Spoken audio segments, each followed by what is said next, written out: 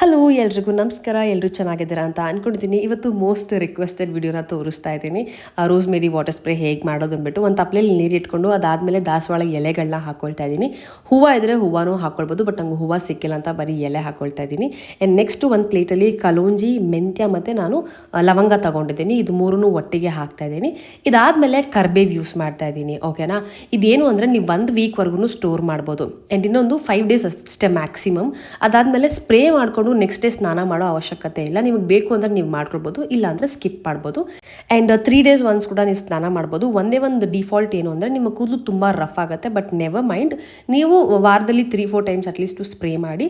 ನಾನು ಇದನ್ನು ನಿಮ್ಗೆ ತೋರಿಸ್ತಾ ಇದ್ದೀನಿ, ಬಟ್ ನಾನು ಬೇರೆ ಬೇರೆ ಥರ ರೋಸ್ಮೇರಿ ವಾಟರ್ಸ್ನ ಬಳಸ್ತಾ ಇರ್ತೀನಿ, ನಿಮ್ಗೆ ಎಲ್ರಿಗೂ ಚೆನ್ನಾಗೇ ಗೊತ್ತಿದೆ. ಆ್ಯಂಡ್ ನೆಕ್ಸ್ಟ್ ಇಲ್ಲಿ ಯೂಸ್ ಮಾಡ್ತಾ ಇರೋದು ನಾನು ರೋಸ್ಮೇರಿ ಲೀವ್ಸ್. ಇದು ಅಷ್ಟೇ ಜೆಪ್ಟೋ ಅಥವಾ ಬ್ಲಿಂಕೆಟಲ್ಲಿ ಸಿಗುತ್ತೆ. 14 ರೂಪಾಯಿ ಏನೋ ಇದೆ ಒಂದು ಪ್ಯಾಕೆಟು.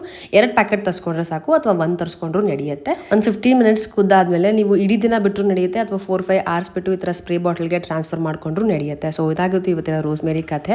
ಓಕೆ.